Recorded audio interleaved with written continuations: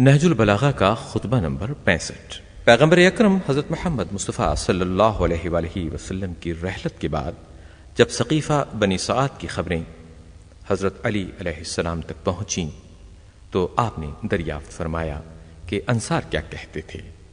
لوگوں نے کہا وہ تو کہتے تھے کہ ایک ہم میں سے امیر ہو جائے اور ایک تم میں سے۔ حضرت علی نے ارشاد فرمایا تم نے یہ دلیل کیوں نہ پیش کی کہ رسول اللہ صلی اللہ علیہ وآلہ وسلم نے وصیت فرمائی تھی کہ انصار میں جو اچھا ہو اس کے ساتھ اچھا برتاؤ کیا جائے اور جو برا ہو اس سے درگزر کیا جائے۔ لوگوں نے کہا اس میں ان کے خلاف کیا ثبوت ہے؟ حضرت علی علیہ السلام نے ارشاد فرمایا اگر حکومت و امارت ان کے لیے ہوتی تو پھر ان کے بارے میں دوسروں کو وصیت کیوں کی جاتی؟ پھر حضرت امیر المومنین علیہ السلام نے پوچھا قریش نے کیا کہا؟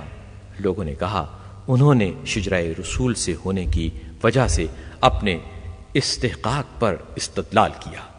تو حضرت علی علیہ السلام نے ارشاد فرمایا کہ انہوں نے شجرہ ایک ہونے سے تو استدلال کیا لیکن اس کے پھلوں کو ضائع و برباد کر دیا۔